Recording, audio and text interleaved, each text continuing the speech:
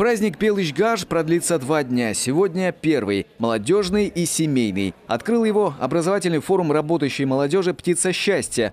Около 100 человек из 8 муниципалитетов прокачались новыми знаниями от бизнес-тренеров. Учились повышать личную эффективность в любом деле и получали навыки тайм-менеджмента. Полезное, да. Например, то, что, оказывается, мы живем всего 560 тысяч часов. И эти 560 тысяч часов надо потратить с пользой, с умом. 14 участников форума заявились со своими бизнес-проектами в сфере культуры, социальной жизни и работы с молодежью. Завтра они смогут побороться за гранты на реализацию этих идей. Прилетает у нас из Санкт-Петербурга бизнесмен, который Илья Кожевников. Он читает про свой бизнес, рассказывает про свой бизнес. И кроме этого он финансирует конвейер проектов. Он едет сюда, чтобы профинансировать конвейер социальных проектов. Человек из Санкт-Петербурга прилетает сюда и будет давать деньги молодежи Республики Коми на то, чтобы они реализовали свои идеи, свои социально значимые какие-то проекты. Также в планах шествие 60 лучших семей муниципалитета, многодетных, активных, получавших районные и республиканские награды. 300 человек заполнят центральную улицу села и площадь, а молодожены посадят рябиновую аллею. Ведь вовсе не случайно праздник назвали именинами у рябины. Это символ женской красоты и любви, а гроздь рябины – знак изобилия и объединения.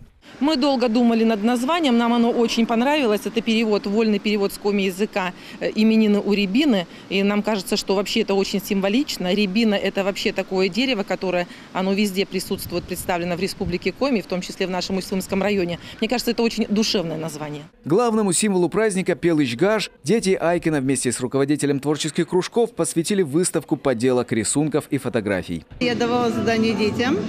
Вот тут вы видите рисунки детей, работы с моего кружка, тут 10 человек участвуют, и сувениры, и фотографии. Тоже большинство, конечно, фотографий с архива, но сейчас уже как раз рябина поспела, и сейчас мы тоже много.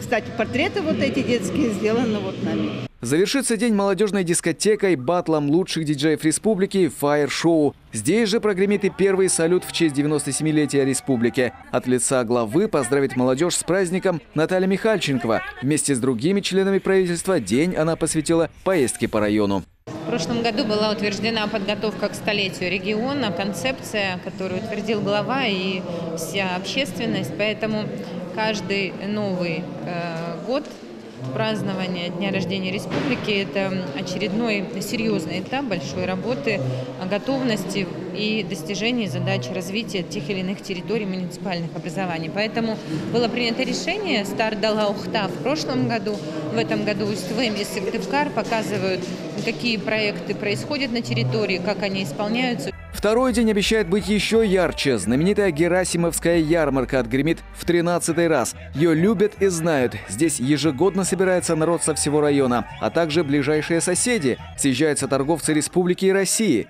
Пуховые платки, кружево, школьная форма, пимы, саженцы, семена, уникальные работы умельцев, мед и товары местных фермеров. Пройдет и своя мини-ВДНХ.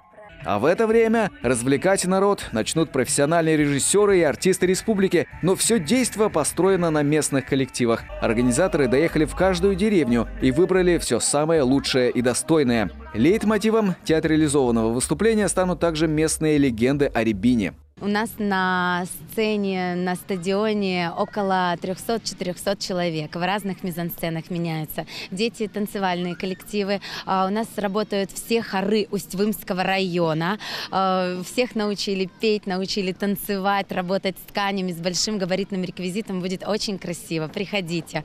Мероприятие включает в себя и историю Усть-Илимского района, и национальные традиции. Какие-то очень интересные вкусности мы нашли. Например, там настоящий усть-илимский танец половиков. Мы его, конечно же, включили. Замечательный шундыбан, любимый всей республики. Поэтому всех приглашаем, всех ждем. Приходите. Нашли для шоу даже настоящую живую лошадь. Геология дополнит деревенский дух праздника. Грант главы на проведение Дня Республики предполагал собой не только проведение самого праздника, но и ремонт того инфраструктурного объекта, на котором будет проходить все действо. Вайкино – это сельский стадион, который буквально еще 1,5 месяца назад представлял собой ровное обычное поле. Сейчас здесь проведены серьезные дренажные работы, проложены новые беговые дорожки, современные. Появились трибуны, освещение и система звукового оповещения от стадиона до центра села. В завершение с Днем Республики жителей и гостей Усть-Илимского района поздравит экс-солист группы «Белый орел» Александр Ягья и кавер-группа «Отдел кадров». Константин Куратов, Иван Богомолов, телеканал Юрган, Усть-Илимский район.